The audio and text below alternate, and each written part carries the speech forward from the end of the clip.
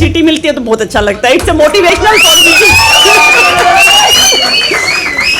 मैं प्रीति काद्यान बेसिकली रोहतक से बिलोंग करती हूँ ना। मैं केमिस्ट्री टीचर, दिल्ली गवर्नमेंट में मैं केमिस्ट्री टीचर हूँ। तो मैं सबसे पहले TWF को थैंक यू बोलना चाहती हूँ for giving me this opportunity in my mid-30s, जहाँ I am having a 10-year-old daughter.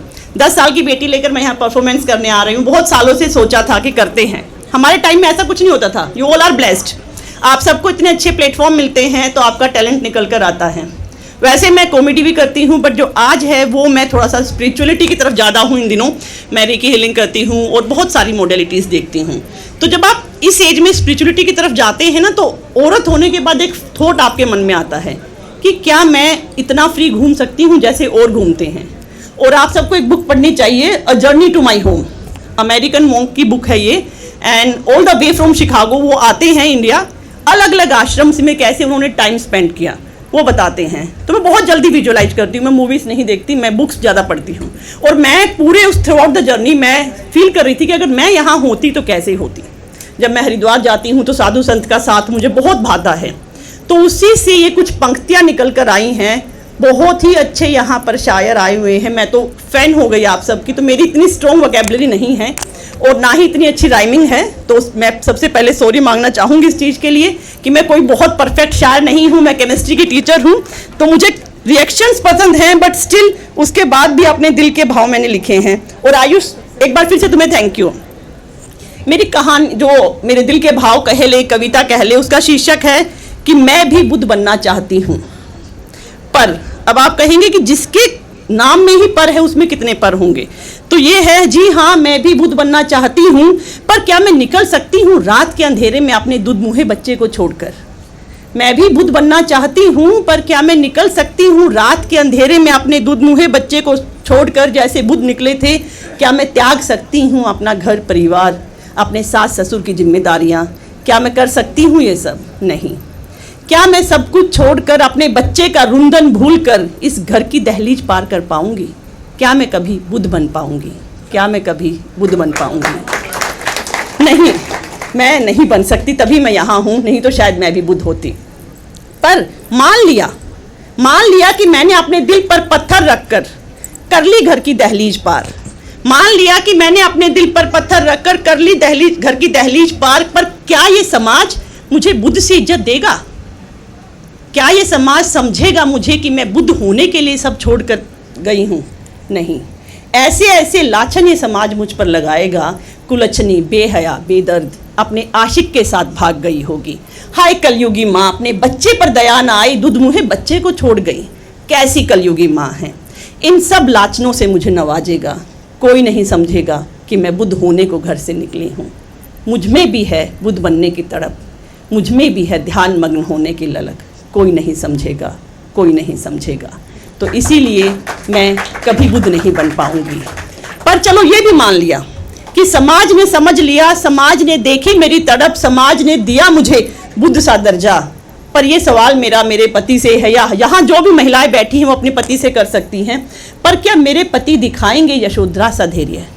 अभी शायद मनदीप जी यहाँ हो, जो हमारे सबसे पहले पार्टिसिपेंट थे। उन्होंने लास्ट में जो शेर कहा था कि औरतों पर लिखा गया, किसी मर्द को ना पढ़ा गया। आंसुओं के बारे में उन्होंने लिखा था। तो मैं यहाँ जवाब देना चाहूँगी उसका कि किसी को भी यशोधरा का दर्द नहीं दिखा। बुद्ध पर हजारों किताबें हैं, हजारों, आप गूगल करके देखिए, बुद्ध के बारे में हजारों चीज़ें लिखी हुई हैं, पर क्या कुछ पंक्तियाँ यशोधरा के बारे में भी हैं? वो 19-20 साल की नवयुवती रही होगी उस समय। एक 6 माह का बच्चा उसकी गोद में डालकर बुद्ध स्वयं की खोज में निकल पड़े। तो सबसे बड़ा संघर्ष तो यशोधरा का था। क्या यशोधरा के संघर्ष के बिना बुद्ध हो पाते? तो यहाँ पर मैं मेरे पति से पूछना चाहूँगी कि क्या वो दिखाएंगे यशोधरा सा धैर्य? क्या वो मुझ पर नहीं लगाएंगे लांछन? मैं उस भारत से आती हूँ जहाँ माता सीता को भी अग्नि परीक्षा देनी पड़ी थी। तो क्या उस भारत में वो मुझ पर लांछन नहीं लगाएंगे? और क्या मुझे भी बुद्ध सा दर्जा दिलाएंगे? नहीं। अगर वो चाहेंगे तो भी समाज शायद नहीं दिलाने देगा उन्हें उकसा कर। पर फिर भी चलो, मैंने ये भी मान लिया कि जो मेरे पति हैं वो मेरा सम्मान बुद्ध सा करेंगे, मुझे देंगे बुद्ध सी इज्जत, नहीं लगाएंगे मुझ पर कोई लांछन और ना ही मांगेंगे मुझसे अग्नि परीक्षा। पर फिर से पर आता है, क्योंकि मैंने कहा शीर्षक में बहुत सारे पर हैं और ये हर महिला की जिंदगी में है यहाँ पर। तो पर क्या ये वहशी दरिंदे मुझे बुद्ध होने देंगे? क्या मैं जंगलों में भटक पाऊंगी निर्भय जैसे बुद्ध भटके थे? क्या मुझे नोच नहीं खाएंगे ये वहशी दरिंदे, वो दरिंदे जिन्होंने 6 माह की बच्ची और 80 साल की बुजुर्ग महिला तक को ना छोड़ा? और अभी मैं पिछले हफ्ते पढ़ रही थी, एक विशिष्ट प्रजाति की छिपकली है, बंगाल की विशिष्ट प्रजाति की छिपकली है, रेप्ड बाय 4 men इन महाराष्ट्र। तो जिन्होंने छिपकली तक को ना छोड़ा, वो क्या मुझे जंगलों में बुद्ध बनने के लिए छोड़ देंगे? कभी नहीं। जिन्हें सिर्फ औरत में मांस का टुकड़ा दिखता होगा, वो मुझे कभी बुद्ध नहीं बनने देंगे, वो मुझे कभी बुद्ध नहीं बनने देंगे। मान लिया कि ये समाज के इस खास वर्ग ने भी मुझे छोड़ दिया और मुझे बुद्ध हो जाने दिया। मान लिया कि समाज के इस खास वर्ग ने भी मुझे छोड़ दिया और मुझे बुद्ध हो जाने दिया। हो गया मुझे बुद्ध सा ज्ञान, हो गई मुझे सत्य की खोज, जान लिया मैंने स्वयं को। पर फिर यहाँ पर एक पर आता है कि पर क्या ये समाज मेरी सीख को वैसे ही अपनाएगा जैसे बुद्ध की तथागत की थी? क्योंकि बुद्ध को भगवान का दर्जा दिया गया है, तो क्या ये समाज मेरी उस सीख को वैसे ही अपनाएगा जैसे बुद्ध की तथागत की थी? अरे जिसका दिमाग घुटनों में हो, क्या उसकी सीख ये मानेगा? क्योंकि ये हमारे बारे में प्रचलित है कि हमारा ह्यूमन ब्रेन जो है घुटनों के अंदर है हमारा, तो वही जिसका दिमाग घुटनों में हो, क्या उसे बुद्ध की सीख, उसे बुद्ध की तरह मानेगा?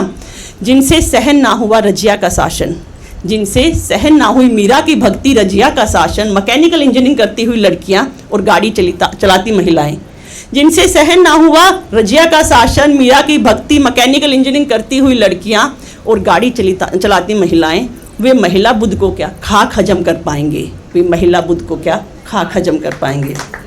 तो जनाब, इसीलिए महिलाएं बुद्ध नहीं हो पाई, इसीलिए महिलाएं बुद्ध नहीं हो पाई। हम में भी हैं हजारों बुद्ध, पर हम कभी भी स्वयं की खोज में निकल ही नहीं पाए, कभी भी हम स्वयं की खोज में निकल ही नहीं पाए। क्योंकि समाज को क्या चाहिए? अबला नारी जो घर चलाए, बच्चे पैदा करे, चाहे तो कमाए। सो कॉल्ड मॉडर्न जो हमारी सोच है, तुम चाहती हो तो कमाओ।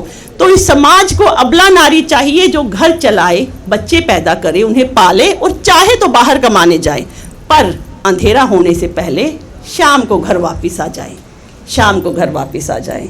तो ये समाज ना हमें कभी बुद्ध होने देगा और ना ही हम कभी बुद्ध हो पाएंगे। धन्यवाद। Thank you.